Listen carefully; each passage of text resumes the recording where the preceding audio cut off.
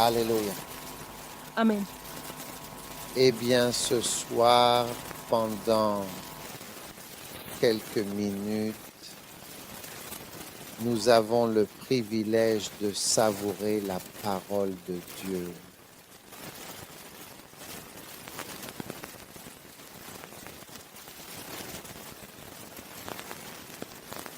Exode 33.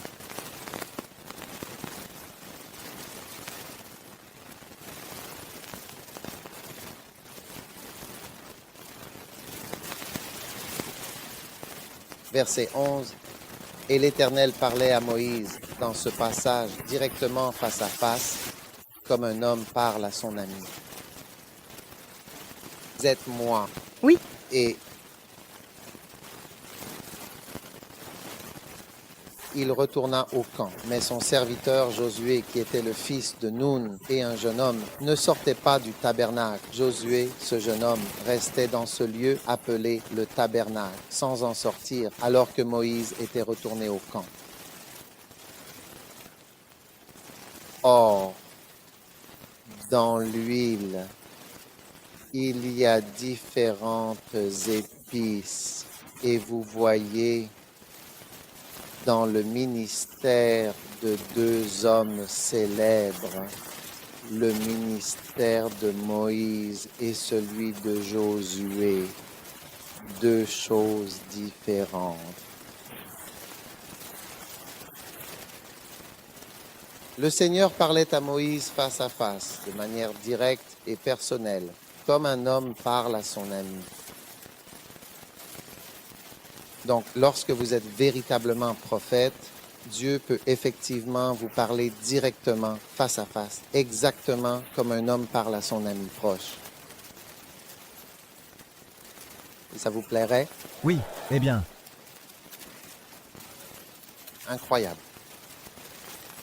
Mais son serviteur, Josué, si vous regardez attentivement son ministère, dans tout le ministère de Josué, il est clair que Josué n'a pas eu de telles expériences, pas du tout. Josué, lui, n'a pas eu, contrairement à d'autres, Dieu qui lui parlait face à face, exactement comme un homme parle à son ami. D'accord? D'accord. Mais ils étaient tous les deux loin. La Bible dit que le Seigneur était avec Josué, tout comme il était avec Moïse. Donc, le fait que Dieu soit avec vous ne signifie pas qu'il doit intervenir ou agir en toutes circonstances exactement de la même manière qu'il agit avec quelqu'un d'autre. Et si vous attendez que Dieu soit exactement identique dans la façon dont il se rapporte à vous, alors vous pouvez très facilement passer à côté de lui. Donc, dans le cas de Josué, Dieu l'a oint de façon vraiment spéciale pour combattre.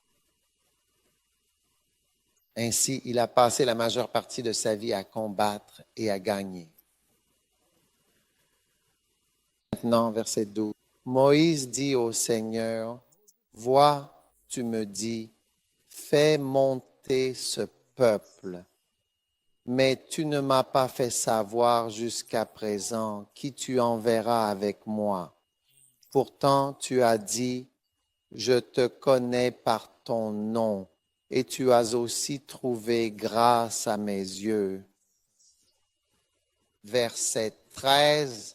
Maintenant donc, je te prie, si j'ai trouvé grâce à tes yeux, fais-moi connaître ta voix, afin que je te connaisse, que je trouve grâce à tes yeux et considère que cette nation est ton peuple.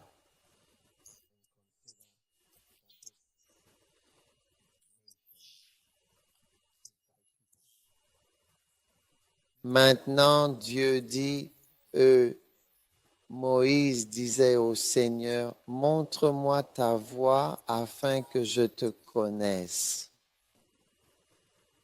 Vous découvrez que tant que vous ne connaissez pas vraiment en profondeur les manières, les habitudes et les comportements d'une personne, sa façon de faire les choses, comment les choses sont faites, vous ne connaissez pas vraiment cette personne. Vous comprenez? Par exemple, il y a des gens, de nombreuses personnes qui pensent me connaître, qui croient vraiment me connaître, beaucoup de gens, mais tant que vous ne connaissez pas mes façons de faire, tant que vous n'avez pas vu comment je fais les choses, vous savez, vous croyez savoir, vous pensez savoir, mais en réalité, vous ne savez pas vraiment. C'est vrai. Montre-moi une voie afin que je te connaisse. Donc, tant que tu ne connais pas les façons dont quelqu'un fonctionne, sa véritable où il est, mais c'est, oui, peut-être juste à côté de toi dans la circulation, tu ne saurais même pas que c'est moi. Oui. Allez-y, s'il vous plaît. Parce que quand tu tourneras la tête, tu ne me verras même pas. Tant que vous ne connaissez pas les voies de Dieu ni comment il agit, vous ne le connaissez pas vraiment. Maintenant, lorsque vous regardez le ciel, vous voyez des étoiles que jamais aucun être humain ne pourra atteindre, même si vous viviez 1000 ans. Il vous faudrait 80 000 ans pour atteindre l'étoile la plus proche en volant à une vitesse qu'aucun être humain n'a jamais atteinte, soit 55 000 miles à l'heure. Comment toutes ces choses sont-elles arrivées là? Où est Dieu? Qui est Dieu? Vous ne pouvez pas. Écoutez, nous ne connaissons pas Dieu. Oh, écoute parler. Hein? C'est vraiment bien au-delà de notre compréhension, n'est-ce pas? Maintenant, nous allons lire ensemble le verset 14 et il dit « Ma présence ira avec toi et je te donnerai du repos ». Ce passage nous rapporte ces paroles. « Ma présence ira avec toi et je te donnerai du repos ». Il est à noter que le mot « présence » vient du mot « présent ». Ainsi, dans ce verset, il est question de la présence et cette présence est liée au mot « présent ». Quand je mentionne ton nom et que tu es là, tu dis « présent » ou « absent ». Et donc, si je dis Sam, tu dis présent, John, présent, Kofi, présent. Donc, chaque fois que tu dis présent, cela signifie que ta présence est là. Quand tu es présent. Donc, quand on dit John, au lieu de dire présent, tu pourrais tout aussi bien dire ma présence est ici. Tu comprends? Est-ce que tu comprends? Présent ou ma présence est ici? Ou bien ce n'est pas en anglais? Je parle en anglais? Oui. Présent signifie que ma présence est ici, à moins que je me trompe. Si je me trompe, vous pouvez m'aider. Alors il dit, ma présence ira avec toi et je te donnerai du repos. Donc, quand Dieu est présent, tu expérimentes le repos. Je te donnerai du repos. Parce que tu n'as pas besoin de te battre pour beaucoup de choses. Sa présence te donnera du repos. Amen. Amen. Puis au verset 15, et il lui dit, il s'agit de Moïse et de Dieu. Si ta présence ne vient pas avec moi, ne nous fais pas partir d'ici. En d'autres termes, si tu n'es pas présent, Prie. nous ne voulons pas tenir la réunion. Wow. Donc, tu remarqueras que lorsque certaines personnes ne sont pas présentes, c'est comme si on se disait, peut-être qu'on aurait dû attendre que la personne arrive. Parce que leur présence est vraiment très importante. En effet, en ce qui concerne la réunion, c'est absolument essentiel. Vous me suivez? Oui. Verset 16. En quoi donc sera-t-il connu que moi et ton peuple avons trouvé grâce à tes yeux? N'est-ce pas en ce que tu marches avec nous? Tu vois? Le fait que tu marches, c'est la même chose que ta présence qui marche. Donc, lorsque la présence de Dieu est là, cela signifie que lui-même est présent, ce qui est différent d'être loin. Tu peux être loin, mais lui-même n'est pas là parce que sa présence est un don. En fait, son onction est un don qu'il te donne pour te rendre puissant afin d'accomplir des choses, mais cela ne veut pas dire que lui-même est là.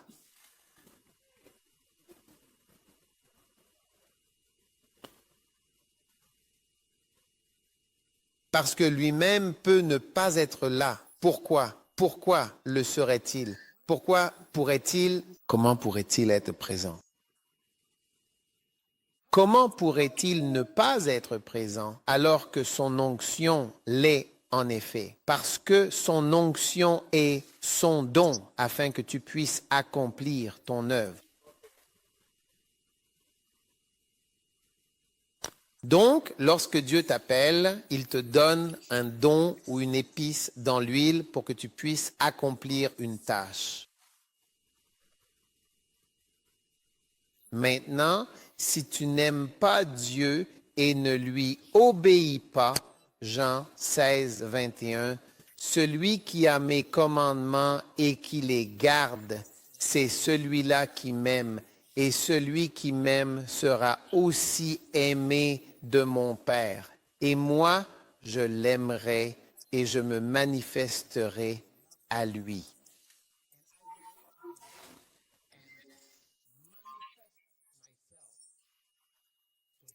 Je me manifeste à lui, c'est-à-dire que je me rends présent à cette personne, que je me fais connaître à elle. Ainsi, lorsque tu gardes les commandements de Dieu, lorsque tu respectes ce que Dieu demande dans sa parole, alors il vient se manifester à toi, il se montre à toi, comme il l'a dit. Oui.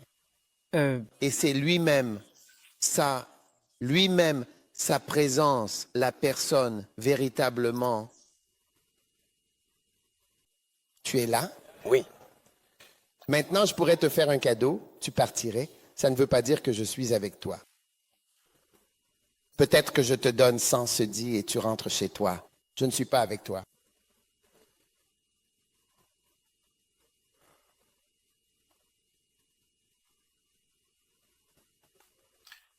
Un jour, j'étais à un aéroport et la croisade, je crois qu'on revenait d'une croisade quelque part, mais l'équipe se dispersait. La moitié partait ici, d'autres allaient ailleurs, chacun de son côté, tranquillement. Et j'avais un peu d'argent que j'ai décidé de donner à certaines personnes.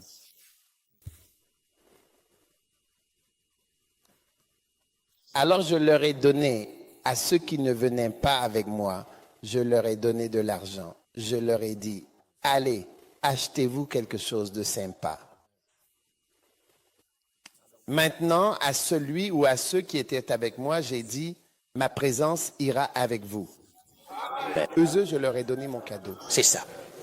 Mais moi, tu sais, eh bien, je vais avec toi personnellement. C'est différent. Ils avaient mon cadeau.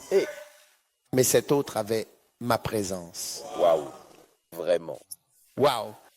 Et ma présence était bien plus puissante que mon cadeau.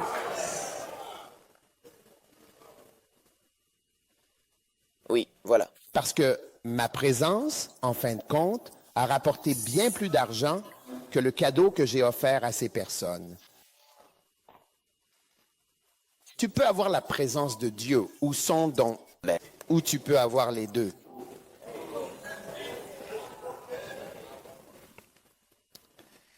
Vous êtes là ou partez-vous?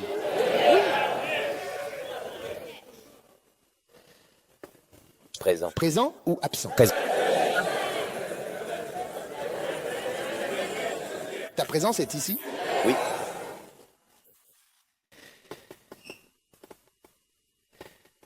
Et l'Éternel dit à Moïse, je ferai aussi cette chose que tu as dite, car tu as trouvé grâce à mes yeux et je te connais par ton nom.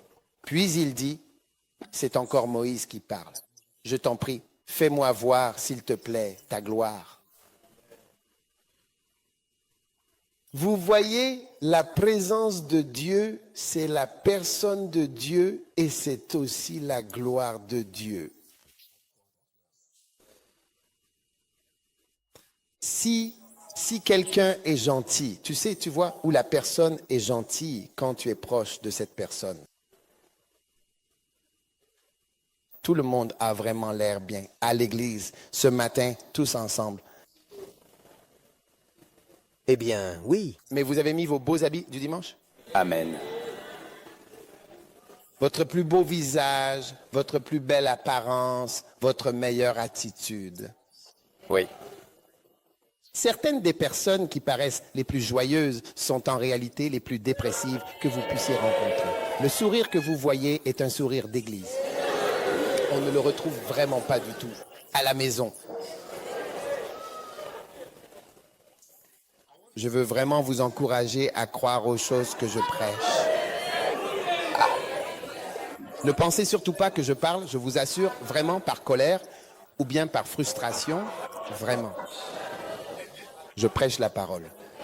Amen, prédicateur. Amen. Montre-moi ta gloire. Autrement dit, fais-moi voir qui tu es vraiment. Donc, quand tu connais quelqu'un, quand il est présent avec toi, tu peux voir sa gloire, c'est-à-dire sa vraie beauté, la beauté profonde et authentique qui se révèle dans sa présence. La beauté d'une personne se découvre quand tu es proche. Puis il dit, je ferai passer toute ma bonté devant toi. Vous voyez, c'est cela la beauté, la bonté. Donc, lorsque vous faites véritablement l'expérience de la présence même de Dieu, vous faites aussi l'expérience de sa gloire, de sa personne, de sa beauté, de ses bons et beaux attributs. Ce sont précisément toutes ces choses-là, tous ces aspects merveilleux que vous expérimentez. Maintenant, quelqu'un a dit à propos de Kenneth Hagin, il a dit, il a travaillé personnellement et de près avec Kenneth Hagin. Il a dit, je n'ai pas appris la foi, j'ai appris l'amour. Si vous prenez la peine de regarder les funérailles de Kenneth Hagin, la plupart des témoignages étaient ceux de personnes proches. Ils n'ont permis qu'aux personnes proches, uniquement à ces personnes-là, de prendre la parole lors des funérailles. Et la plupart d'entre eux ont parlé d'amour tout simplement. Maintenant, il y a certaines personnes, si ceux qui sont proches de vous devaient parler de vous, vous seriez surpris. C'est toi et c'est le vrai toi. Parce qu'un bon protocole te fait bien t'habiller et bien parler. En réalité, méfiez-vous des gens qui sont très gentils à l'église et en public. Par exemple, ils sont très « Oh, c'est une sœur très gentille ». Elle demande toujours « Comment vont les enfants? Comment va le temps? Comment ?» Faites attention à ce genre de personnes. Souvent, c'est une compensation pour leur mauvais comportement. Amen. Oui. Es-tu là? Alors maintenant, Dieu est sur le point de manifester sa gloire et il montre sa bonté. Puis il dit, je proclamerai le nom du Seigneur maintenant. Une autre chose que l'on découvre quand on s'approche et qu'on fait l'expérience d'une personne, c'est son vrai nom. Oui, certains d'entre vous ont toutes sortes de noms. Gwendoline et ainsi de suite. Mais à la maison, tu es un Fear, ou tu es un Fear, ou tu es un Joe, ou quelque chose comme ça. Gwendoline.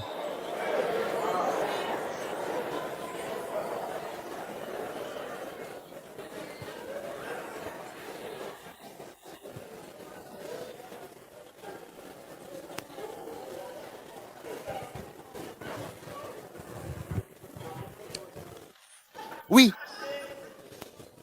Je connais quelqu'un dont le nom sur son passeport est Balthazar. Balthazar. Tu vois, mais c'est comme ça. Quand tu t'approches, tu n'entends jamais le mot Balthazar ou Gwendoline. Tu entends d'autres noms. Tu entends la douleur Cacra. Afi, Ifia. Maman. Eux. Et plus tu t'approches de Dieu, tu commences à connaître ses autres noms. Jéhovah Jireh. Jéhovah Tikenu. El Shaddai, non. Maintenant, Dieu a un nom qui signifie saint, comme si le surnom de Dieu était saint. T de saint. T.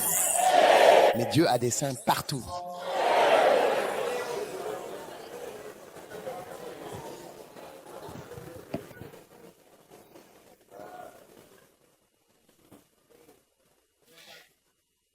Le Seigneur qui te guérit. Tout cela, c'est seulement quand tu deviens personnel.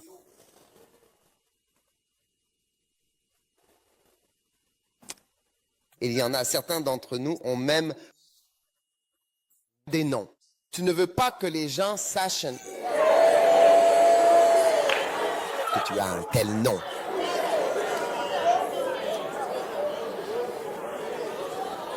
Et si tu devais vraiment révéler ce nom, cela pourrait révéler quelque chose sur toi.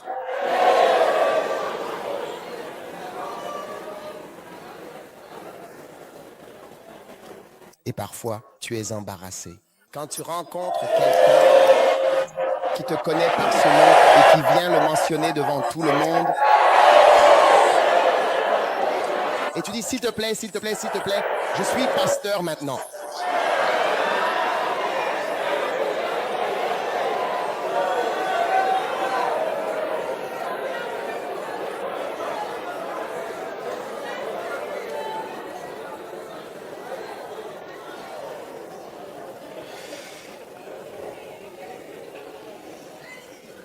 Nous parlons d'entrer dans la présence même de Dieu et de la personne de Dieu. Et alors, nous découvrons véritablement son nom, sa gloire, ainsi que tous ses attributs. À mesure que tu t'approches et que tu le connais en tant que personne, voici ce que tu découvres. Et il dit, je ferai grâce à qui je ferai grâce. C'est comme ça que tu découvres. Tu découvres simplement. Tu découvres simplement que Dieu est miséricordieux. Dieu est miséricordieux. Dieu est miséricordieux. Il y a un chant comme ça? Oui. Oui, et tu découvres alors que il y a quelque chose à propos de Dieu que tu ne peux pas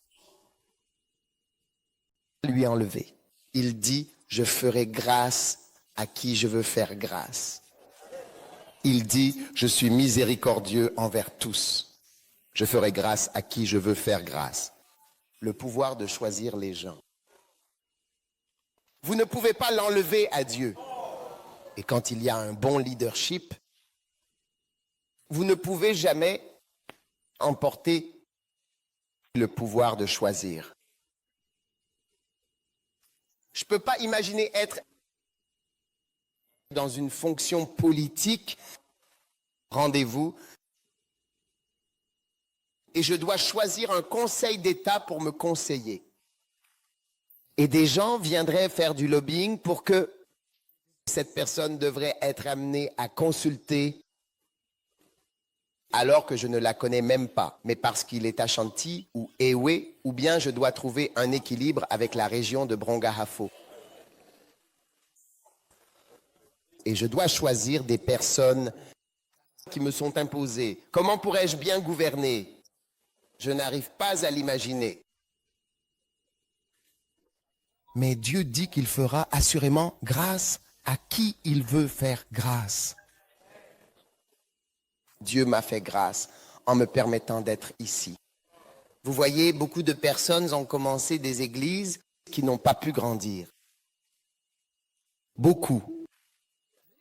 Beaucoup de gens ont essayé de se lancer dans le ministère, mais n'ont pas pu survivre ou se maintenir.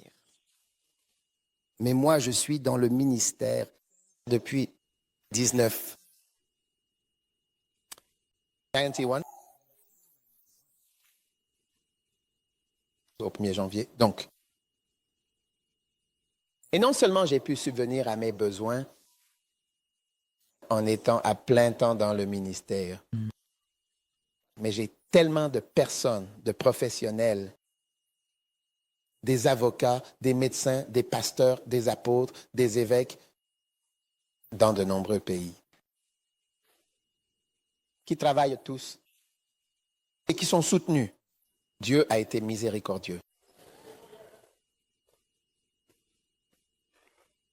Une fois, je suis passé par Mamprobi et j'ai vu une église dont le nom contient aussi de la lumière, quelque chose de léger. Lumière du soleil, mais une lumière particulière.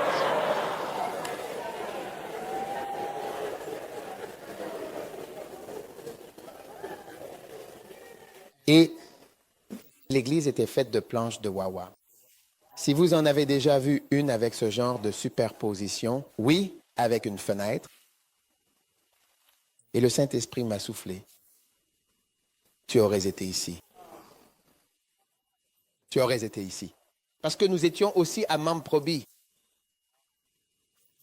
Même la guérison, Jésus pourrait dire qu'aujourd'hui c'est en Zambie, au Mozambique et tous ces endroits. Ça a commencé à Amazon Mamprobi. C'était notre première tentative d'organiser une croisade.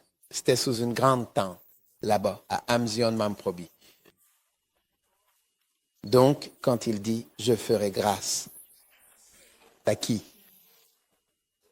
Je ferai grâce, tu ne pourras jamais enlever cela à Dieu. Dieu n'est pas un politicien, il n'a pas besoin de vote. Dire que, oh, il faut qu'on ait un moyen d'équilibrer l'équation ethnique des hommes de Dieu au Ghana, un de telle origine, un autre pas maintenant, révérende Eastwood, un Ashanti d'ici, un du Ghana, ont été choisis. Je ne sais même pas. Je n'ai jamais pensé à l'origine des pasteurs. Je ne sais pas d'où ils viennent. D'où vient Duncan Williams? Est-ce une arme? On ne peut pas dire d'où vient Dot, Duncan Williams. Hein? Les sons ont disparu? Oui. Dieu n'a pas besoin de tout cet équilibre ethnique. Il va soit te bénir, soit te choisir, ou alors peut-être pas du tout. Amen. Dites-moi, vous êtes toujours là, ou bien est-ce que vous partez? Aimez-vous parler de la présence de Dieu? Si vous ne voulez pas parler de la présence de Dieu, vous n'auriez pas dû venir. Ce soir, des films sont à la télé. Et il dit alors ceci, j'aurai pitié. Oui, j'aurai pitié de qui j'aurai pitié. C'est ainsi. Alléluia. Donc Dieu pardonne aussi. Maintenant, pourquoi dites-vous que Dieu pardonne? Parce qu'en fait, sa principale relation avec nous, c'est le pardon. Je veux dire, la principale relation que Dieu peut entretenir avec nous, c'est essentiellement le pardon.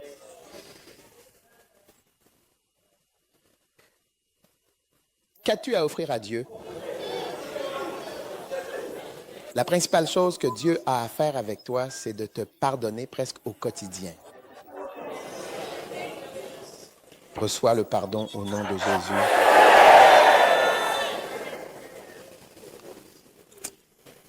Et il a dit, tu ne peux pas voir ma face, car nul homme ne peut me voir et vivre. Et le Seigneur dit, voici, il y a un lieu près de moi. Tu te tiendras sur un rocher, et il arrivera que lorsque ma gloire passera, tu verras ma beauté qui passera devant toi. Je te mettrai dans le creux du rocher, et je te couvrirai de ma main pendant que je passerai. Puis, je retirerai ma main, et alors tu verras bien mon dos, mais mon visage, lui, ne pourra pas être vu. N'est-ce pas génial? Donc, la présence de Dieu est différente et je continue de parler de la présence de Dieu qui se distingue, rappelons-le, de l'onction. Parce que vous avez vraiment besoin de la présence de Dieu dans votre vie, en dehors des dons qu'il a pour vous. Amen. Et donc la présence de Dieu va vous accompagner tout au long de votre vie, où que vous alliez. Amen. Maintenant, Jean 14, 23. Comment assurer la présence de Dieu? Jésus répondit et dit, si quelqu'un m'aime, il gardera ma parole et mon Père l'aimera. Donc, vous devez garder les paroles de Dieu et Dieu vous aimera. Et alors, nous viendrons à lui.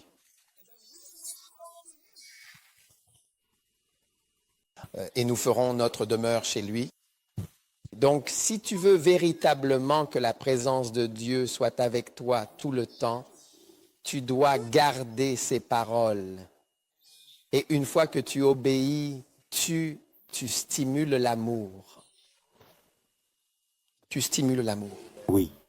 Et quand tu stimules l'amour, tu fais naître quelque chose de beau, de magnifique. Et une fois que Dieu t'aime, il commence alors à ramper vers toi. Il commence à se diriger vers toi, puis se place quelque part à côté de toi. Et où que tu ailles, sa présence est avec toi. Amen. Tu n'as pas besoin d'être un prophète oint ou exceptionnel pour avoir la précieuse présence de Dieu avec toi. Tu sais, il y a beaucoup de prophètes qui sont... Dieu n'est pas avec eux. Amen. Ils peuvent avoir un don.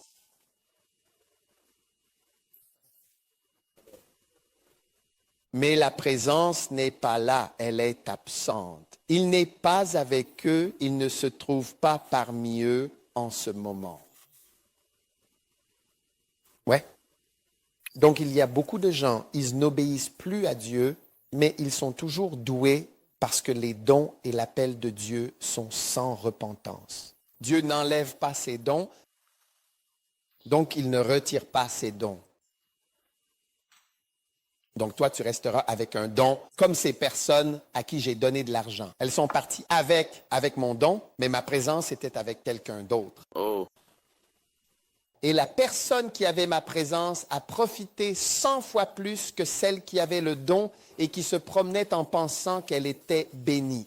Donc nous sommes bénis, nous sommes bénis, nous sommes bénis. Tu ne sais même pas ce que tu rates. Quand tu passes à côté de la présence. Mais à partir d'aujourd'hui, je déclare, Amen. tu auras sa présence avec toi tout le temps. 2 Samuel 16, 19, un verset magnifique de la Bible, vraiment magnifique.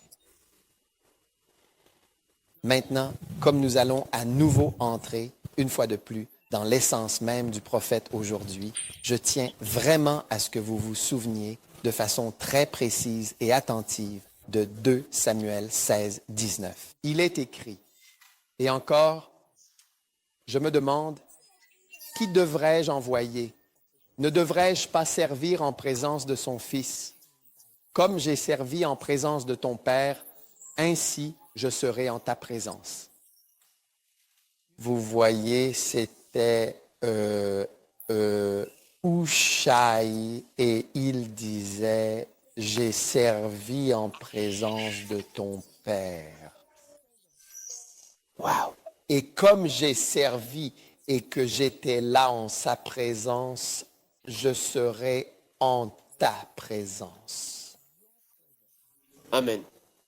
Donc, chaque serviteur, qu'il soit apôtre, prophète ou bien apôtre, pasteur, ministre, peut servir soit dans la présence, avec la présence ou encore en dehors de la présence.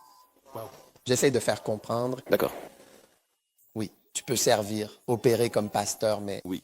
sans la présence. Même à notre petite échelle, tu sais, en tant que pasteur dans l'Église, tu envoies des gens en mission et ils se déconnectent.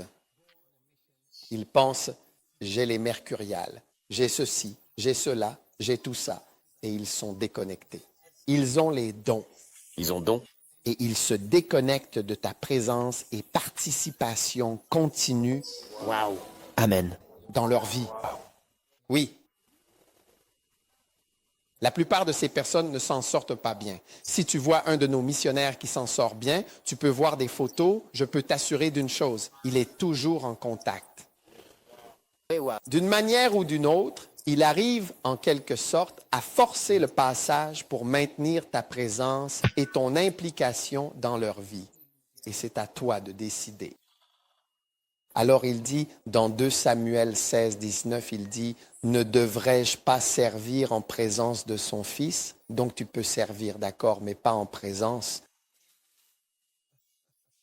Il y a différentes manières de servir et c'est véritablement ton propre choix personnel et individuel de servir dans sa présence. Donc, si Dieu t'oint pour être apôtre ou bien prophète ou un enseignant, tu peux bien être un enseignant qui opère dans la présence ou en dehors de la présence.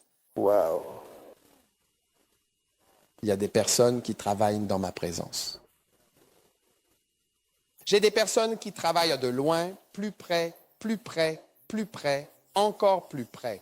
Il y a des personnes qui travaillent tout le temps dans ma présence et il y en a d'autres qui ne sont jamais dans ma présence. Miséricorde. Même moi, tout petit. Ils peuvent avoir un poste important tel que chef ou directeur du contrôle surnaturel interne. Mais je ne suis pas là, même moi, tout petit. Dans mon petit monde, il se peut que je ne sois pas dans cette chose que tu fais.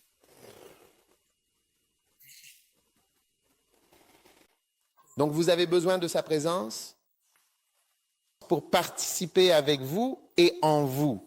C'est la partie difficile.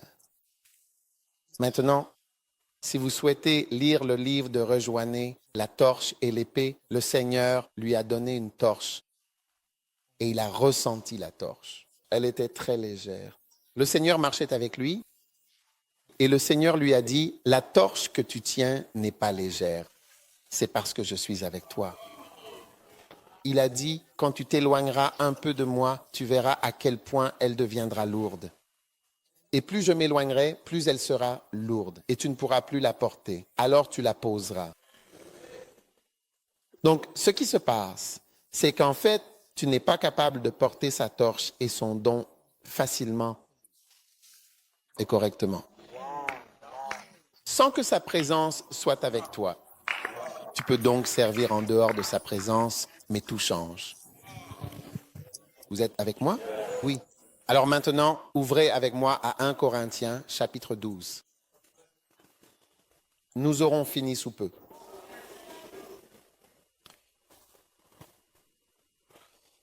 C'est une belle leçon biblique. Et vous apprenez quelque chose de nouveau chaque jour. Prophétique, vous allez être mieux équipés. Amen. Maintenant, en ce qui concerne les dons spirituels, je ne veux pas que vous soyez ignorants. D'accord? Maintenant, verset 7, la manifestation de l'esprit.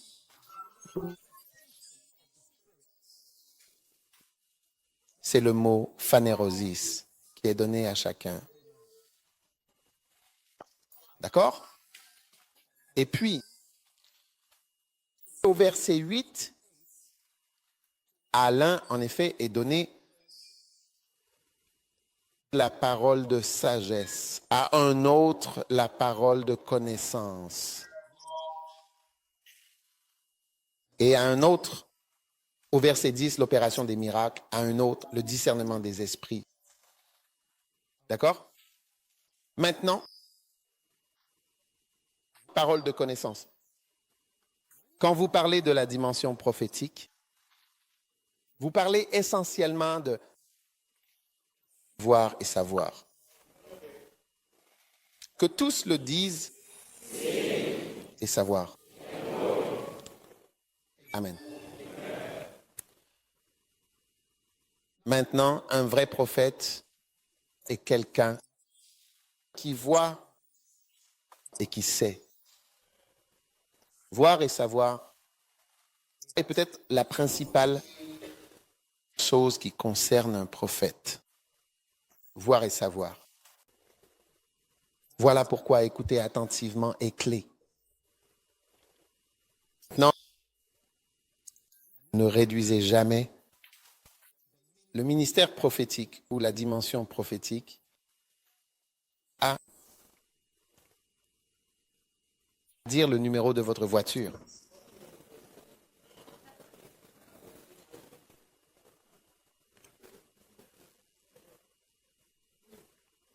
Ou vous dire que votre belle-mère au village est la principale cause de tous vos problèmes. On ne peut pas réduire un prophète à quelque chose d'aussi basique. Magie. Faire des tours n'est pas être prophète. Moïse était un grand prophète.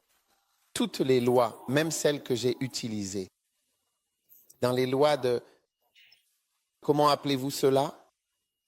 Dans les lois de l'UM, Angleterre, proviennent des lois de Moïse, des livres de Moïse, Deutéronome, Lévitique et ainsi de suite.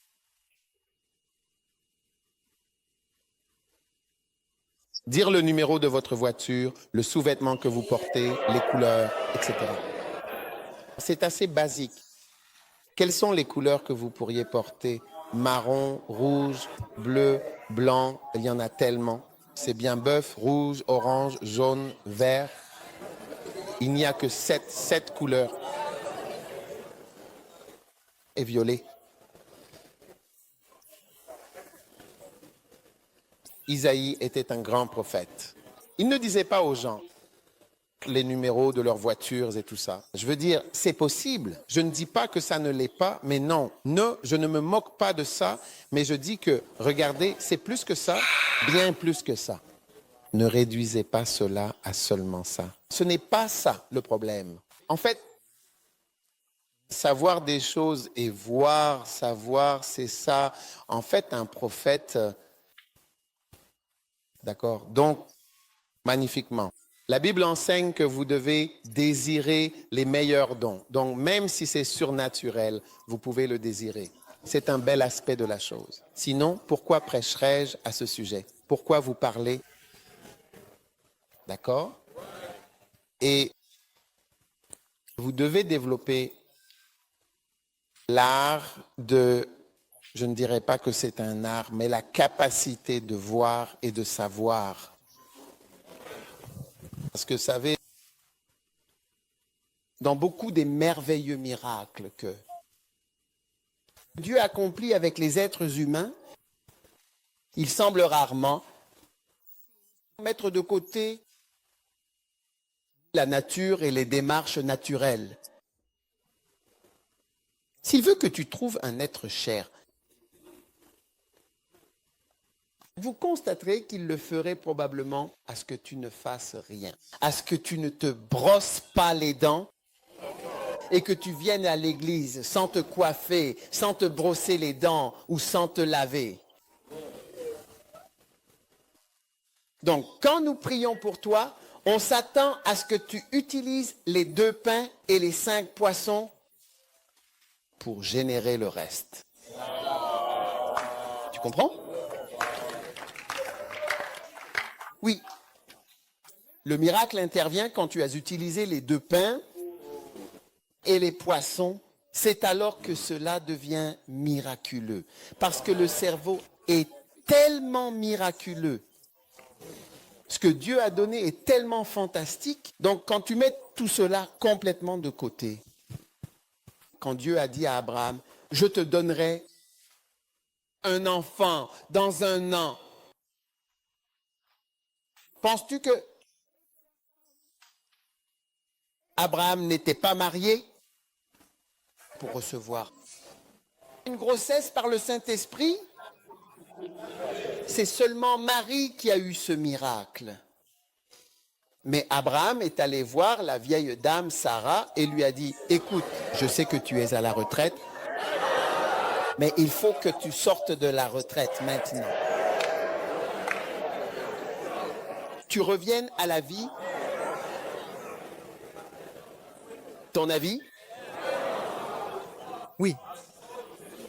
Il a dû commencer à travailler à 99 ans.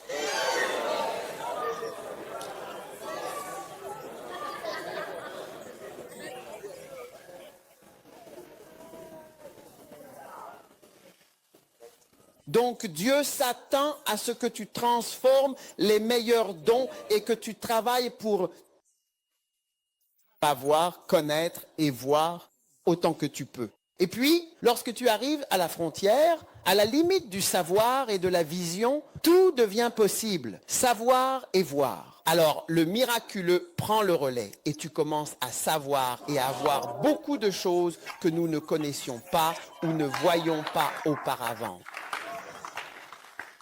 Tu es avec moi? J'essaie de t'aider à devenir un prophète. Reçois la révélation. J'essaie de t'aider à devenir un prophète et te montrer comment. Donc, voir et savoir, connaître des choses et voir des choses, c'est l'œuvre prophétique, la touche prophétique. Et cela est nécessaire pour bâtir des églises et accomplir l'œuvre de Dieu. Parce que pourquoi? Parce que le fondement de l'église est bâti sur le fondement des apôtres et des prophètes. Il y a 2 coups de puissance. Voir et savoir. Voir et savoir, ce n'est pas une question de voir. Je n'ai pas besoin de me lever. Je n'ai pas besoin d'être dans sa chambre en vision. Pour savoir ce qu'il fait là-bas, je peux savoir de plusieurs façons ce qu'il fait dans sa chambre. Je vais vous montrer 4 clés maîtresses pour ne pas voir et savoir qu'il faut venir. Je peux savoir de ces manières en utilisant les pains et les poissons.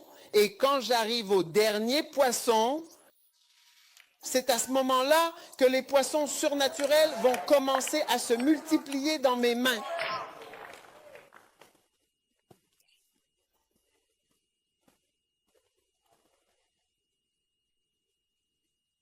Ne pense jamais et ne réduis jamais un prophète à de petits tours de passe-passe. Oui, un jour, moi, j'ai entendu une histoire très triste de un homme qui a donné sa vie à Christ et a témoigné qu'il était très triste. Qu'il ne sait même pas comment il a été sauvé parce qu'il n'aurait jamais donné sa vie à Jésus. Parce qu'il ne croit pas aux hommes de Dieu et qu'il a été engagé de nombreuses fois comme infirme pour monter sur scène. Il a été engagé de nombreuses fois comme infirme pour venir faire semblant d'être guéri. Oui. Ouais.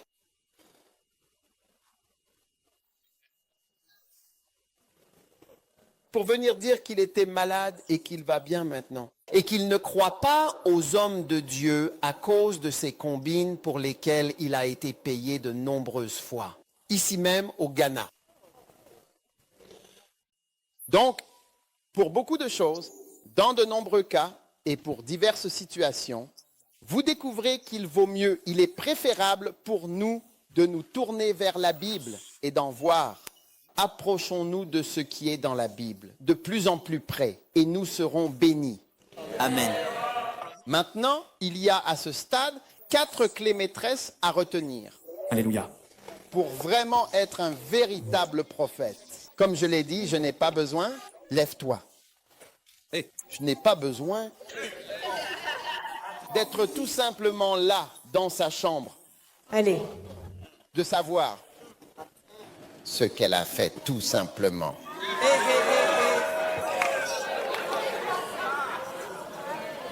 Oh, wow. Alléluia. Georges, lève-toi, assieds-toi. Je n'ai pas besoin d'être dans ta voiture pour savoir.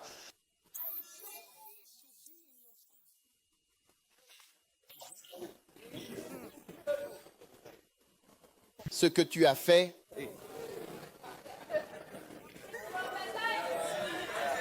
Bien avant que la magie surnaturelle n'opère, il y a 3, la 4e, avant d'arriver à la 4e, avant que nous entrions dans tout cela. Et je vais vous montrer la clé maîtresse numéro 1, puis nous aurons terminé pour ce soir.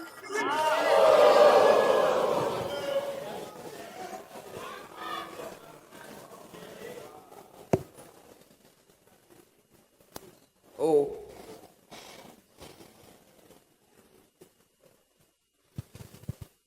Clé maîtresse numéro 1. Ce sont bien les événements, tout simplement.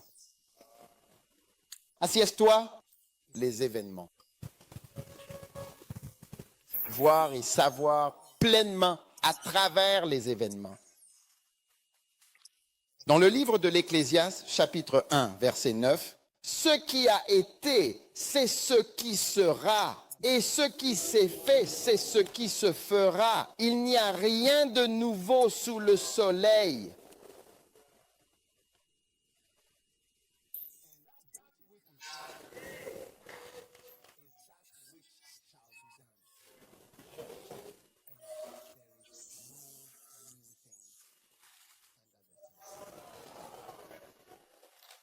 Verset 10. Y a-t-il quelque chose dont on puisse véritablement dire, regarde, ceci est nouveau? Peut-on affirmer qu'il existe dans notre monde une chose qui soit réellement inédite? En réalité, tout cela existait déjà dans les siècles qui nous ont précédés, dans les temps anciens, bien avant nous.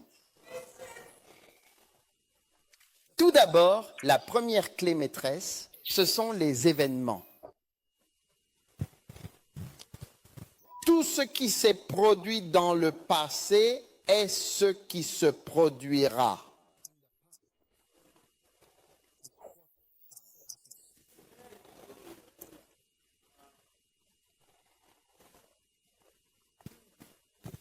Tout grand prophète est souvent un étudiant de l'histoire.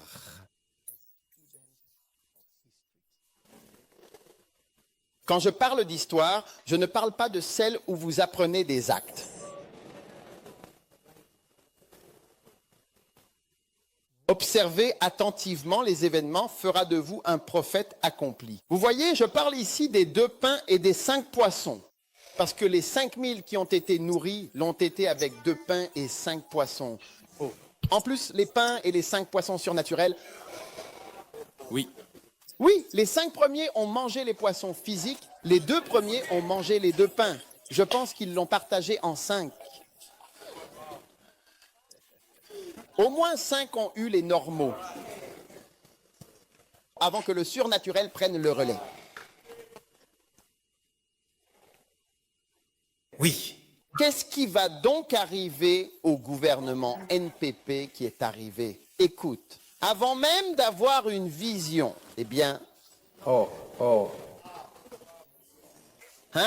avant même d'avoir une vision, pour me dire que tu as une vision de ce qui va arriver au gouvernement NPP, Ecclésiaste, chapitre 1, versets 9 et 10. Mon Jésus. C'est la clé maîtresse. Mon Dieu. Nous dit en effet que ce qui a été, Eh bien, c'est ça. c'est exactement ce qui sera.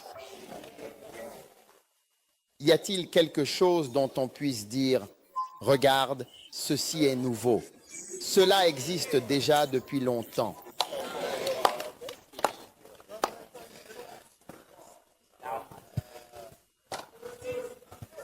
Avant que tu dises, tu vois, c'est ce que je dis. Quand les gens parlent de vision, quand tu lis la Bible, tu pourrais penser qu'il y a des visions tous les jours. Même dans la vie de Jésus, c'est seulement lorsqu'il a été transfiguré qu'il a vu Moïse. Et tout son ministère, pendant 3 ans et demi, on n'entend jamais que Jésus ait eu une vision. Pourquoi tant de gens, pour chaque petite chose, disent « j'ai eu une vision de ceci, j'ai eu une vision de cela ». La Bible dit « dans la multitude des rêves, il y a de la vanité ». En général, tu vois qu'il y a quelque chose d'inutile là-dedans. Même Pierre n'a pas eu de vision de Jésus vivant. C'est Marie-Madeleine qui a reçu cette vision. Ensuite, il est venu plus tard au dernier souper, au souper. Oh, mais quand il mangeait une fois, deux fois, et c'était tout. Ce qui a été dans le passé, ce qui sera dans l'avenir.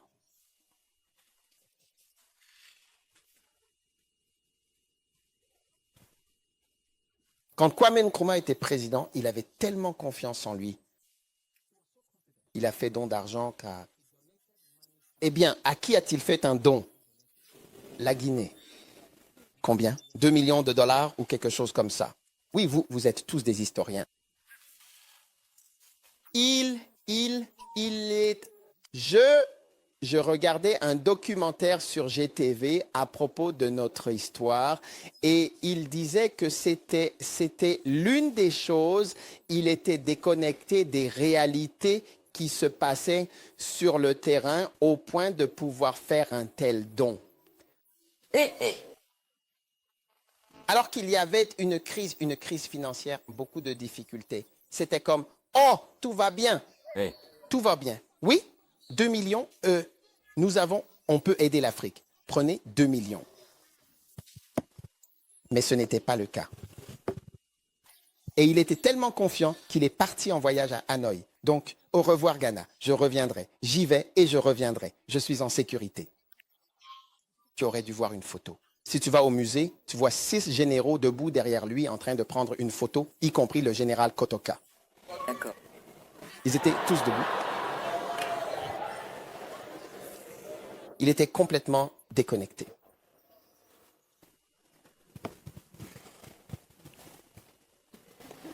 Si tu regardes, tu vois, je dis qu'avant même de prétendre avoir eu une vision, tu vois, parfois des événements de l'histoire en temps réel, même de ton vivant, à chaque instant, sous tes yeux, peuvent te montrer ce qui va arriver.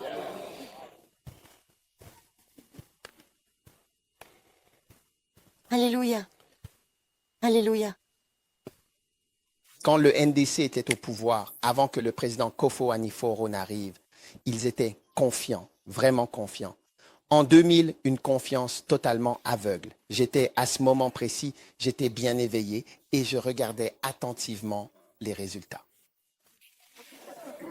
Ils étaient assis à la télévision alors qu'ils perdaient le pouvoir. Député après député, député après député. Et ils étaient surpris que le président Kofo Aniforo soit dedans et que soit dehors.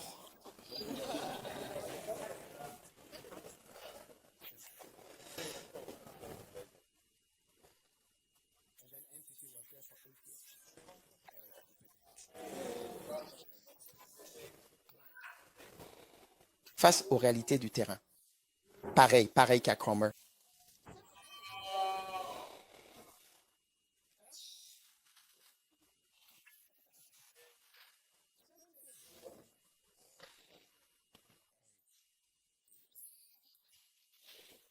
Après 8 ans du président Kufo,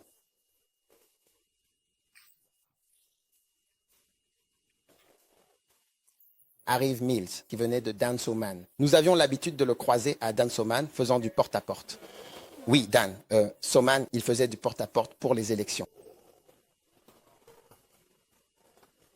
Il a rencontré ma femme une fois à Dansoman et lui a demandé, « Vous voterez pour moi ?»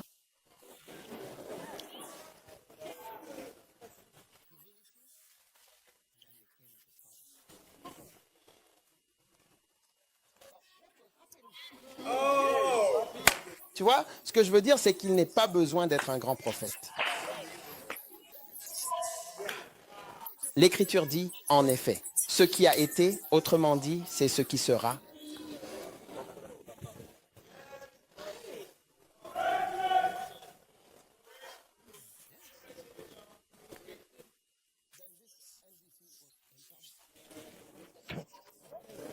Car aux élections, ils ont gagné toutes les régions là-bas. Il disait que le Ghana allait bien, que l'économie était bonne quand il parlait.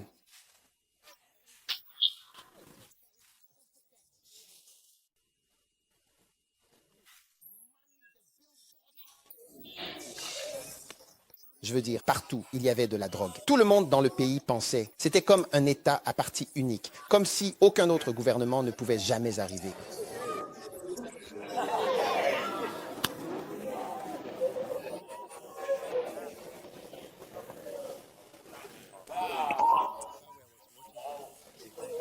J'ai organisé une croisade une fois. Je regardais, j'ai dit, qu'est-ce qui se passe? Après la croisade, je suis venu et j'ai dit, Charlie, qu'est-ce qui se passe au Ghana? Et ils abandonnaient. C'était comme en 2000. Celui-ci, malheureusement, a perdu. Mais j'ai dit, c'est fini. Ils sont dehors.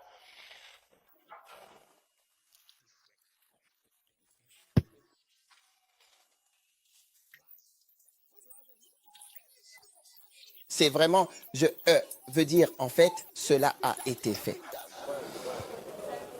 Dubaï, nous avons Dantes, nous avons fait ceci, nous avons fait cela, tellement de choses. Et ils ont perdu avec plus d'1 million de voix d'écart.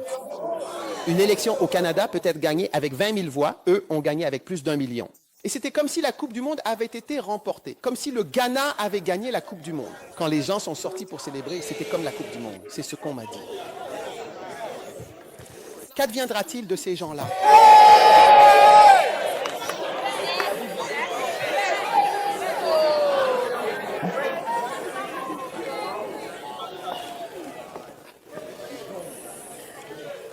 Ils vont rester assis dans un coin là-haut. Ils ne sauront pas ce qui se passe. Oui, vous voyez, un soldat a été tué. Viens ici, toi, viens donc. Je peux t'en présenter. Des veuves. Oui, des veuves. Tu sais, des veuves. Où est ton père? Mon père est sous terre. Non, qu'est-il arrivé? Ce n'est pas drôle depuis que papa, ce qui lui est arrivé, c'est que eux, ils revenaient du travail de ses filles. Et puis, alors qu'il revenait, il était dans un bus VIP. Et puis Amrobest a arrêté le bus avec la barrière. Il est monté dans le bus et ils lui ont tiré dessus sur le côté et il est mort. Il est tombé dans le bus, il est tombé sur le bus et à l'entrée du couloir du bus, il est juste tombé là et il est mort. C'est ça. Et je peux te présenter des veuves. Madame, peu importe qui est mort, tué, son mari a été tué devant elle, pour ton père, un autre tué de cette horrible façon, un autre tué ainsi, Koumas, je peux t'en montrer d'autres. Et tu restes là à dire qu'une seule personne a été lynchée. Il y a eu plus de personnes, plus. Mais là-haut, c'est seulement de la politique. Vous jouez à la politique avec des gens qui sont morts. Voilà. Je peux te les montrer. Je te les présenterai. Et tu restes dans ta cécité. Et à mesure que ça continue, l'aveuglement accroît la corruption. Les connexions sont les mêmes.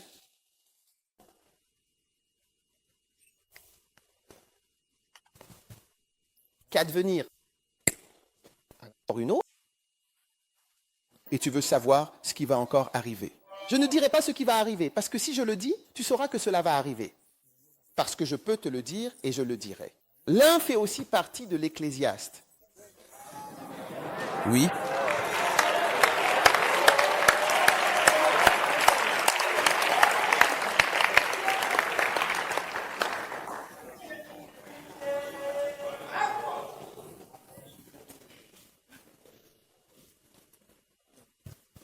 Ce qui va arriver à l'Église, ce qui va arriver à notre Église, ce n'est pas difficile à voir. Va voir l'Église de la Pentecôte, va voir les presbytériens, va voir les méthodistes. Qu'adviendra-t-il de notre Église à l'avenir? Comment sera-t-elle? Comme toi, juste? Tu n'as pas besoin d'une vision. Comme si j'avais vu une vision à la télévision. C'est avant que Dieu ne s'attende à ce que tu entendes une parole qui dit « Le Seigneur qui traversera la route à 20h17 ». 30 secondes après 20h17.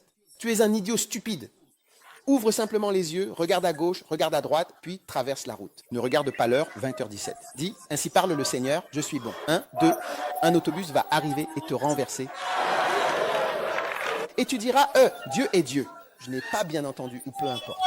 Il s'attend à ce que tu utilises tes yeux, il s'attend à ce que tu utilises ton bon sens, parce que les yeux et tout ce qu'ils sont, tout te reflète, les yeux sont formidables. C'est un miracle, tu sais, aucune caméra ne peut faire ça. Quand je me tiens ici, je vois tout. Aucune caméra ne peut tout capturer. Si tu veux avoir la vue de toute l'église, il me faudrait prendre environ 15 photos différentes et les assembler.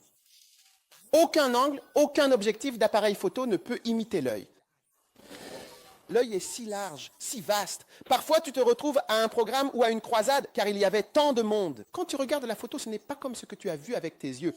Donc, l'œil lui-même est un miracle. C'est quelque chose de surnaturel qui fonctionne, et tu as décidé de l'éteindre, traverser la route.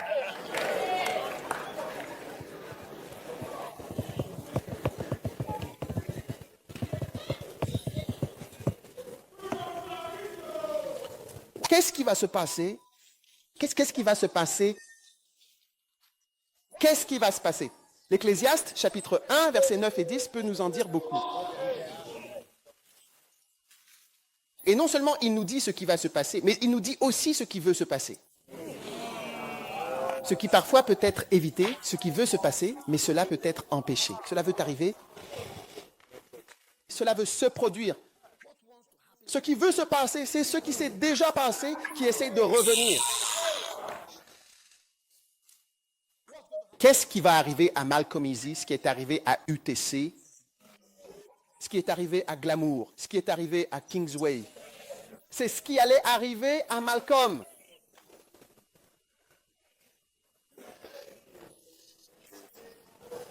NTC. Cela veut se produire.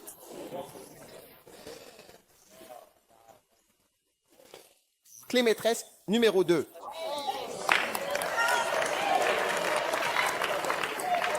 Les gens, la première, ce sont les événements. Voir et savoir par les événements. La deuxième, voir et savoir par les gens. 2 Corinthiens chapitre 3. Verset.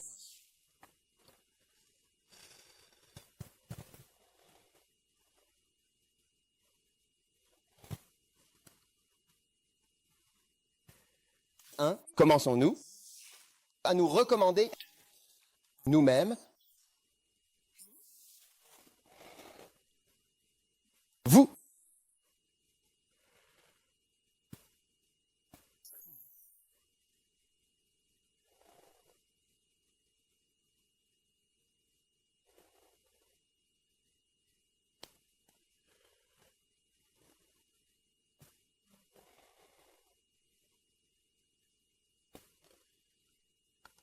Ou avons-nous besoin d'épisodes de félicitations ou de lettres de recommandation de votre part?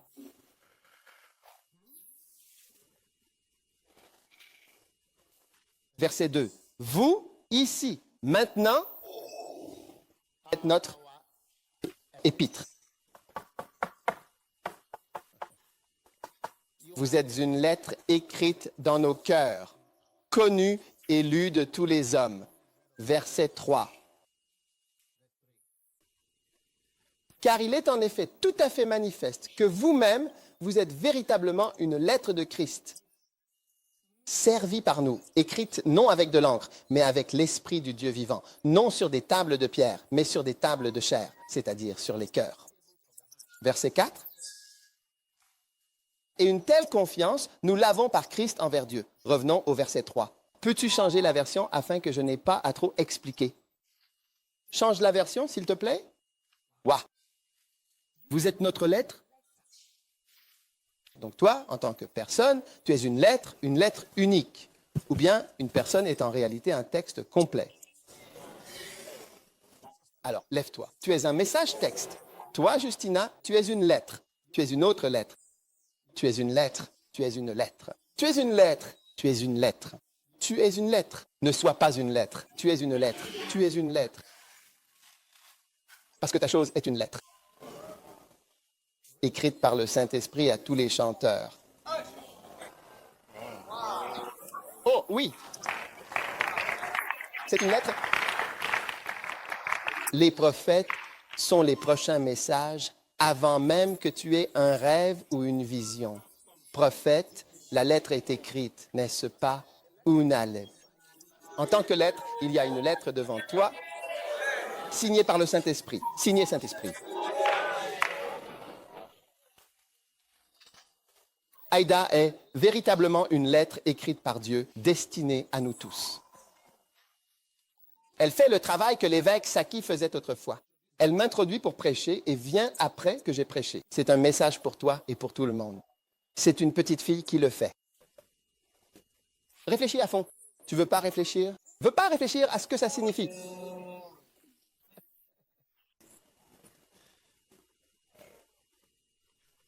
Une lettre pour toi? Regarde, il est manifesté que tu es une lettre. Mets-le ici. Tu es une lettre du Christ prise en charge par nous. Écrite non avec de l'encre. La lettre n'a pas été écrite avec de l'encre, mais avec l'esprit du Dieu vivant. Pas sur des tables de pierre, non.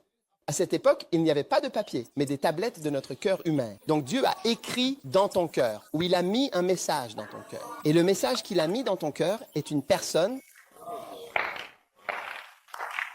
Alors il y a des gens, peut-être que vous tous qui êtes debout êtes confus, vous dites tous, séparation. Oui, eh bien, c'est une star, c'est comme une sorte de star connue au Ghana. Donc il est un message. Si tu penses à lui, si tu l'analyses dans ta vie, dans tes pensées, dans ton cœur, tu reçois tellement de messages de Dieu pour toi. Qui dit que tu es aussi un chanteur? Tu reçois des orientations de l'esprit, mais ce sera dans ton cœur. Aïda est un message. C'est un message. Lève-toi. Elle est aussi un message pour toi. Qui dit que tu es un chanteur? C'est un message pour toi. Beaucoup de personnes sont des messages de Dieu. Regarde. Matthieu 12, 39. Matthieu 12, 39. Il est dit, aucun autre signe ou message ne sera donné, sauf le signe de cet homme, le prophète Jonas. Donc Jonas est un message. Si tu penses à lui, tu verras un message de Dieu, cet homme de Dieu. Les hommes de Dieu sont messages. Notre bien-aimé pasteur à Genève, l'un des premiers pasteurs que nous avons eus depuis le début de l'Église, tout au commencement, vient de décéder. Affichez sa photo. Si vous l'avez, mettez sa photo ici. Et c'est un message.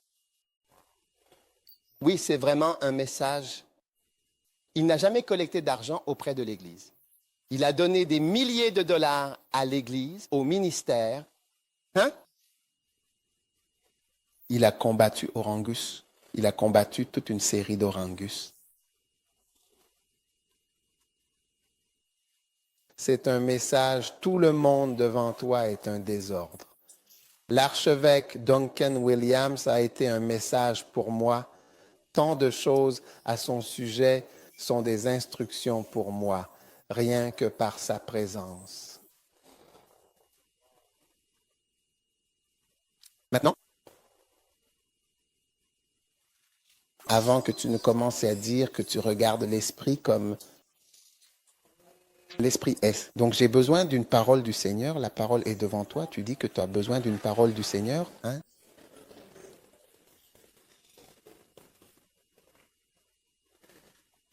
Juste devant tes yeux, juste devant tes yeux, juste devant tes yeux. Je veux dire, je ne veux pas entrer dans la politique, mais tous les politiciens sont des messagers, des messages. Ils sont tous des messages.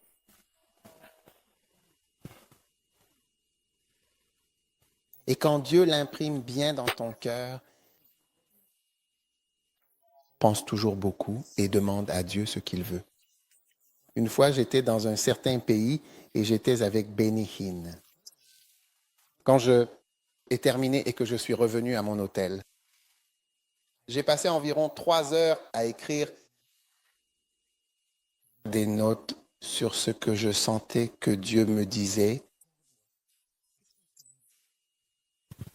de mon interaction. Parce que nous étions là jusqu'à environ 2 heures du matin. Il parlait simplement. Nous avions eu un service et tant de choses. Je devais l'écrire. Je devais l'écrire. Parce que Dieu m'imprimait des choses et me parlait, me révélait des choses. Et ici, tu vois des choses. Dieu te parle, mais tu ne vois pas. Être prophète, c'est voir et savoir.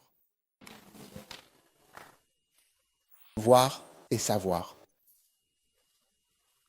Voir et savoir. Et je vous ai déjà montré à plusieurs reprises 2 clés maîtresses pour connaître et pour voir les choses bien à l'avance.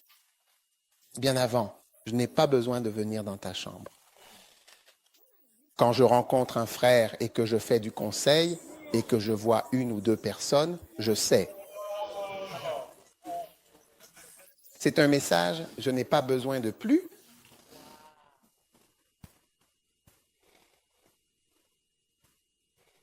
Hein? Je n'ai pas besoin de plus, j'en sais assez. Je ne veux pas qu'on sache. Eux, nous savons. Les gens les plus drôles sont ceux qui pensent qu'ils gardent des secrets. Et tout le monde connaît déjà ton secret.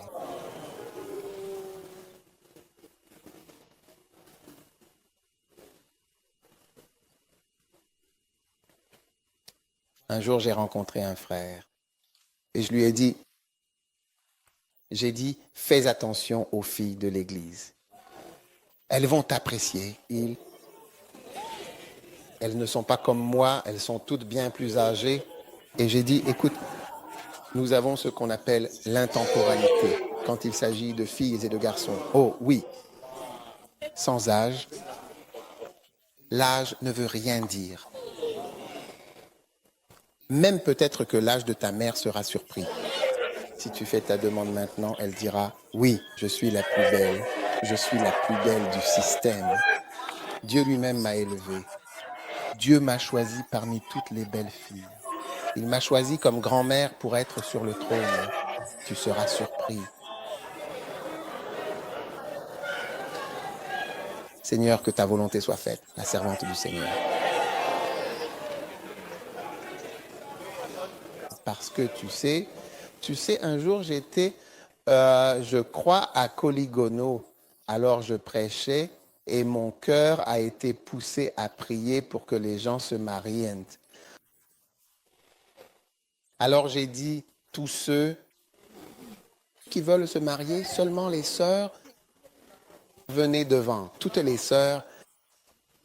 Alors tu sais comment je fais? Je marche comme ça. Je me suis tourné comme ça en marchant. Et je me suis tourné comme ça en marchant. Et je me suis tourné de ce côté en marchant. Donc en fait, je n'ai pas vraiment regardé les personnes qui venaient devant. Comprends? Puis je me suis retourné comme ça.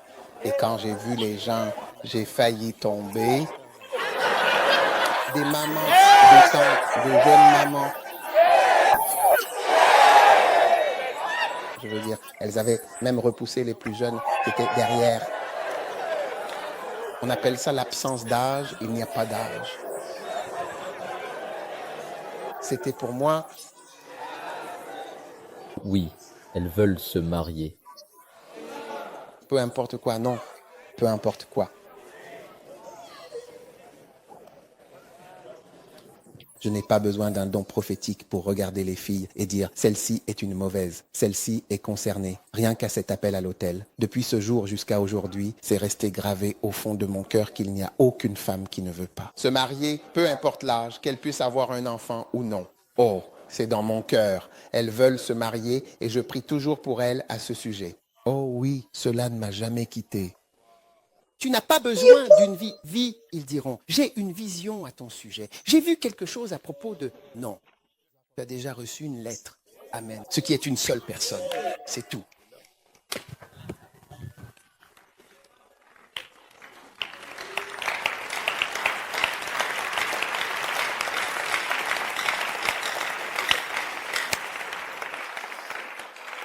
Voir et savoir, c'est tout. Un jour, une sœur est venue me voir. Je ne vous dirai pas ce qu'elle est venue dire. mais elle est venue me voir. Évêque, je ne peux plus le garder dans mon cœur. C'est quelque chose qui brûle sur mon âme. Je sens que je dois le partager avec vous.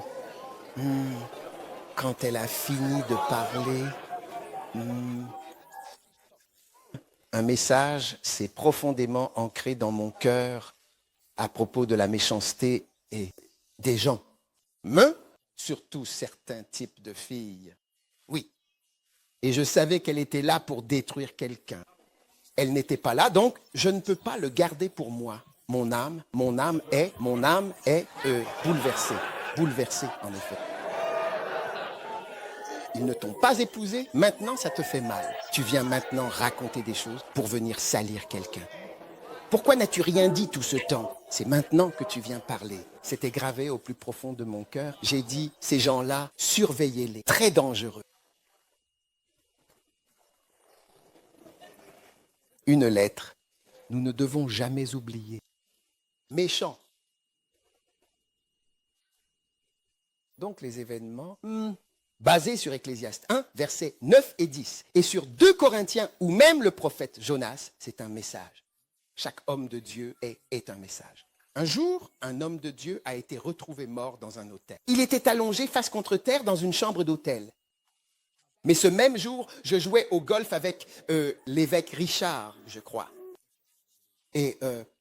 Mais je pense que je parlais avec lui de cet homme de Dieu. Je ne sais pas ce qui s'est passé, mais on discutait simplement en marchant et en parlant. Et puis quand j'ai regardé mon téléphone, il venait juste de mourir. Il est mort juste au moment où nous parlions. Alors je me suis beaucoup intéressé à cet homme. J'ai étudié comment il est mort, ce qui s'est passé. Je me suis penché sur sa vie, son mariage, l'église, comment il a commencé tant de choses. Et Dieu a commencé à me parler et à me montrer beaucoup de choses. Je regarde sa femme donner des interviews à... J'ai dit, waouh, c'était un message profond pour mon âme. Dieu me parlait. Je n'ai pas besoin d'une vision pour aller au ciel et voir quelque chose. Cela se passe là-bas et Dieu l'écrit profondément dans mon cœur et me dit ce que j'ai besoin de ça. Mon ami, Dieu te montre des choses chaque jour. Et tu vois, quand tu ne te réveilles pas à ces espions prophétiques, tu diras que tu veux des visions et des rêves. Tu as éteint ta noix. Ouais. Et tu as fermé ton cœur et ton âme, même s'attendant à avoir des visions chaque jour. Tu plaisantes, c'est ça. N'écoute pas ces gens qui disent « Dieu me parle, quand je dois tourner à gauche, il dit à gauche. Alors ouais, puis à droite, puis il dit. » D'accord. Tout droit sur 300 mètres. Dieu est-il un... Comment s'appelle cette machine? Tom-tom. Dieu est-il un tom-tom? C'est possible. Je ne le conteste pas, mais fais attention. T'es là où tu pars. Je t'ai dit aujourd'hui, ce sera court.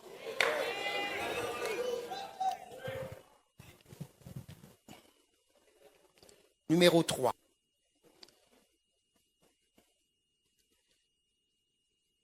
Les enseignants.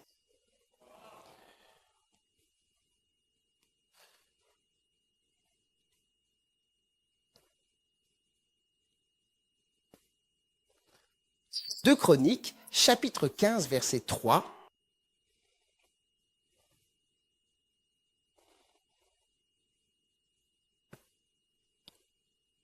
Or, pendant longtemps, Israël a été sans le vrai Dieu et sans prêtre enseignant.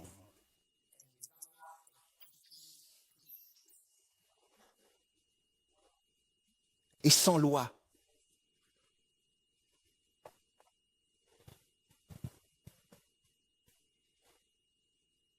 Des prêtres enseignants et des enseignants. Verset 4. Mais lorsqu'ils, dans leur détresse, se tournèrent vers l'Éternel, Dieu d'Israël, et le cherchèrent, il se laissa trouver par eux. Verset 5. En ces temps-là, il n'y avait de paix, ni pour ceux qui sortaient, ni pour ceux qui entraient, mais de grandes tribulations pesaient sur tous les habitants du pays. Pas de paix parce qu'il n'y avait pas de prêtre enseignant. Il n'y avait donc vraiment pas de paix. Vous voyez, vous avez la paix et alors vous commencez véritablement à connaître davantage de choses, à en apprendre un peu plus lorsque vous avez un prêtre enseignant. Oh oui, un prêtre enseignant. L'économie que j'enseigne en général. Et quand je dis justement l'économie que j'enseigne, c'est l'économie la plus basique, mais elle est bien supérieure à celle qui est habituellement enseignée. Mon économie à moi est très simple. Ne surtout pas emprunter. C'est la seule économie que je connaisse. Tout le reste porte. Et ils n'ont pas compris la science non plus, n'oublie pas.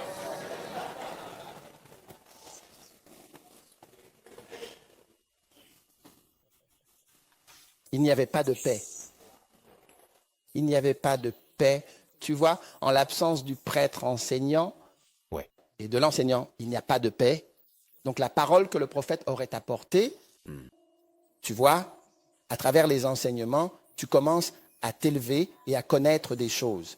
Et plus tu sais, et plus tu vois, tu as la paix et la confiance. Allez. Et la stabilité, il y a de la lumière. La connaissance est appelée lumière dans toute la Bible. Je peux te donner 100 versets pour te le prouver. Ta parole est une lumière sur mon sentier. Lumière. Donc, lorsqu'un prêtre enseignant vient, il apporte la lumière. La lumière. Tout comme on disait de Daniel, en lui se trouvait la lumière et l'intelligence. Lumière. Ainsi, lorsque tu écoutes la parole de Dieu, tu vois que la lumière entre dans ta vie. Lumière. Lumière. C'est pour cela que le podcast change autant ta vie. La lumière entre dans ta vie.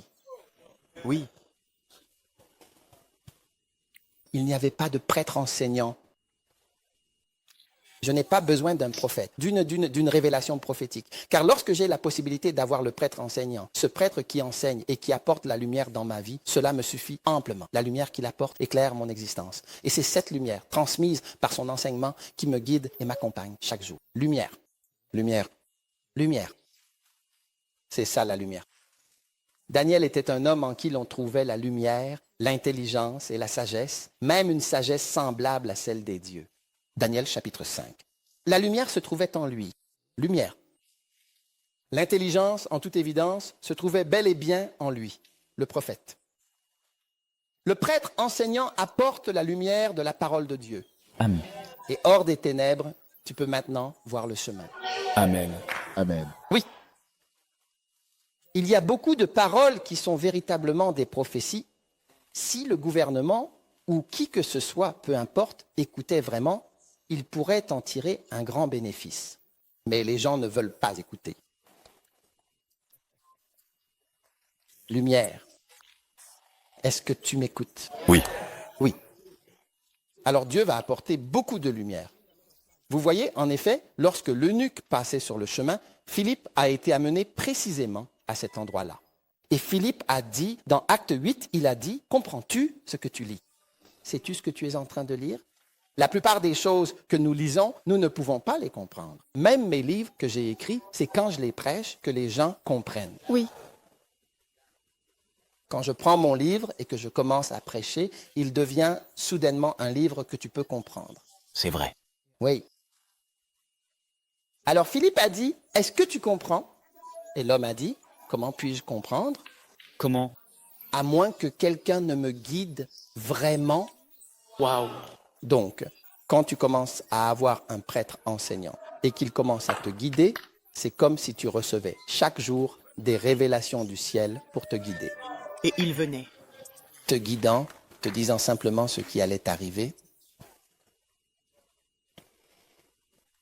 Oui. Tu sais, un homme qui était comme une lettre écrite pour moi, c'était mon beau-père quand je l'ai rencontré. Le père de ma femme. Quand ma femme me raconte ses histoires, tout le temps, chaque jour, j'entends des histoires. Chaque jour. Et elle m'a raconté des histoires sur la façon dont son père ne devait rien à personne. Oui, j'ai commencé à l'admirer. Il est devenu un message pour moi. Elle m'a dit, mon père disait, ne suis pas ces gens avec leur voiture, ce sont tous des prêtres. Amen. Ce sont tous des prêts. Ne sois pas trop impressionné. C'était une lettre pour moi et je l'ai vu construire. Jusqu'à sa mort, il construisait. Et j'ai dit, c'est un message. Je le suis. Je construis chaque jour des églises. Ah, vous ne pouvez pas me trouver sans que je construise. Pas de repos en construction. Que veux-tu de plus? Nous attendions un message du Seigneur. Ainsi parle le Seigneur. Mon fils, lève-toi et construis. Psst, arrêtez la personne qui a dit ça. Trouvez la personne qui apporte cela. Comment appelez-vous ça?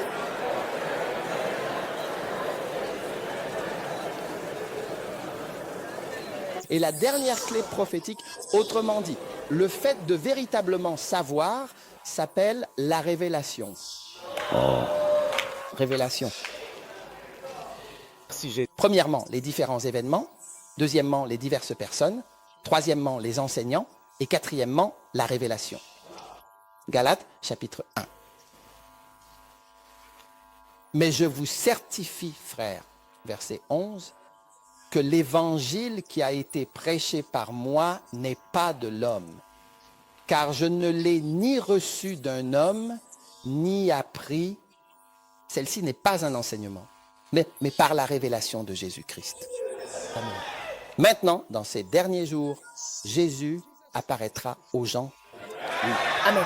Et vous enseignera certaines choses. Oui. Celle-ci, eh bien, ce serait magnifique.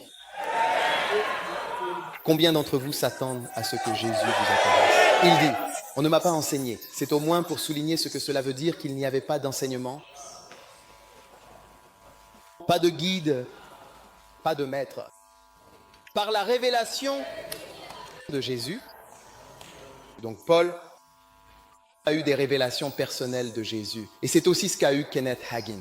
C'est pourquoi je crois qu'il est probablement l'un des plus grands prophètes de tous les temps, parce que Jésus lui est apparu personnellement et lui a enseigné au sujet des démons. C'est un livre à lire, les livres de Kenneth Hagin, de très bons livres. Si jamais vous avez l'occasion de lire un livre de Kenneth Hagin surtout, je crois aux visions ou aux livres sur les démons. Si vous avez le temps, si vous le lisez, vous serez bénis. Oui, la révélation, Jésus lui est apparu, cela a commencé. Je veux t'enseigner comment les démons affectent les gens. Viens regarder cet homme, puis il a commencé avec lui pendant 2 heures. Hein?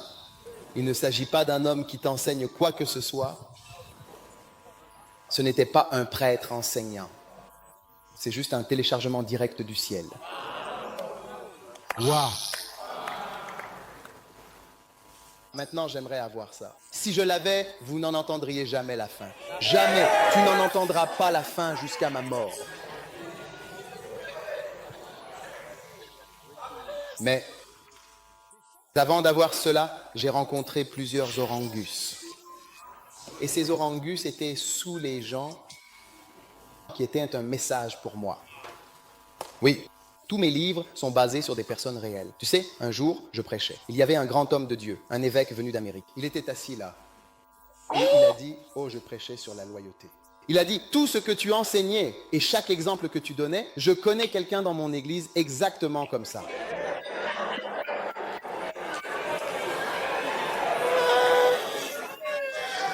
Je te dis que je sais, je veux dire, chaque exemple que tu prends et tout ce que tu disais.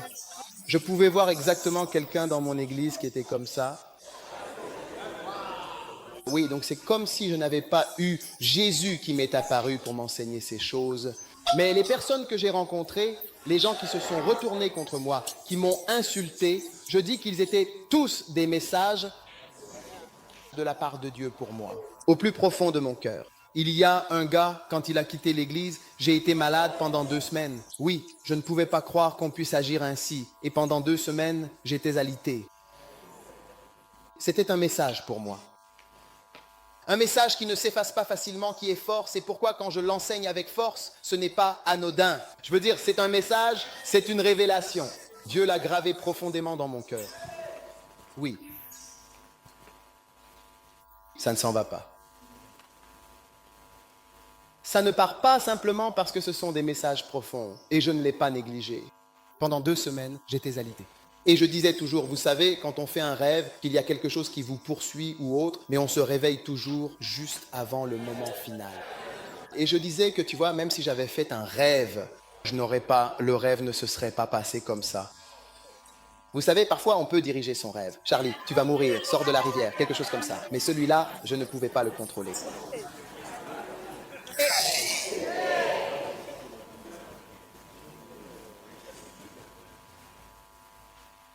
Alors je vous vois passer à la vision et à la connaissance. Tout le monde dit voir. Et connaissance. Levez-vous.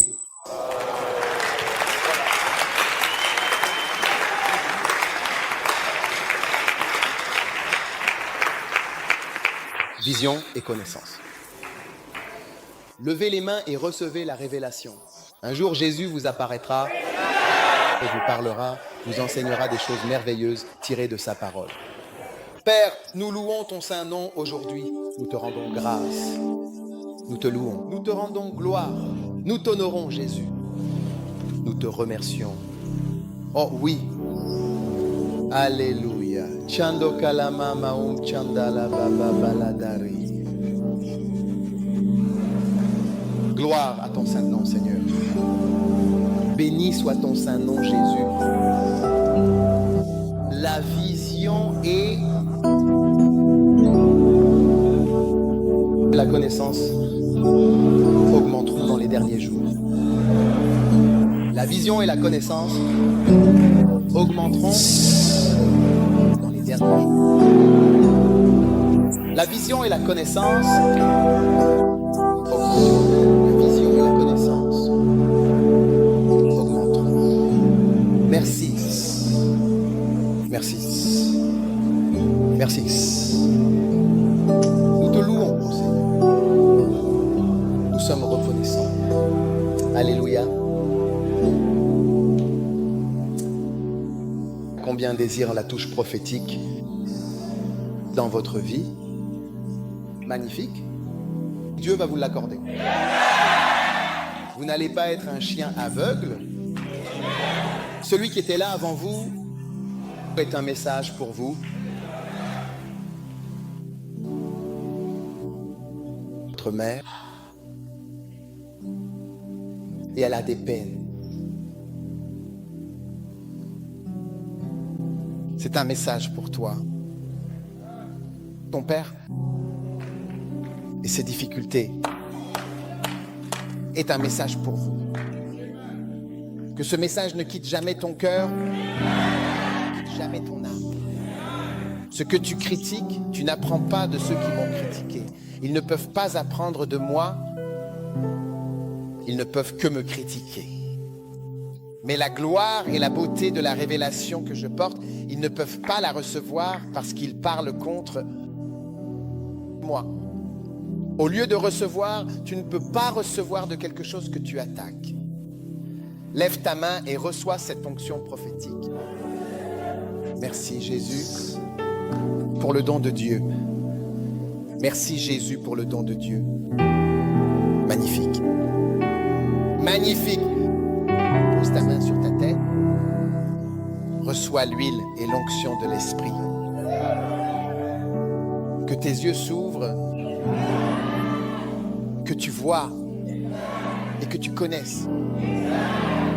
À partir d'aujourd'hui, je déclare que les événements, les personnes, les enseignants et la révélation ne passeront pas à côté de toi sans avoir un impact sur toi. Aucun événement, aucune personne, aucun ami, aucun collègue à toi ne manquera de produire l'impact et de transmettre le message que tu es censé recevoir. Reçois les yeux ouverts d'un vrai prophète. Puisses-tu te lever tôt le matin et marcher dans la révélation divine. Reçois-le au nom de Jésus. Sois béni au nom de Jésus. Et sois fortifié au nom de Jésus. Père, nous te louons et nous te remercions pour la bénédiction. ton esprit puissant dans nos vies aujourd'hui. Au nom de Jésus, Amen. Que Dieu te bénisse. Vous pouvez vous asseoir.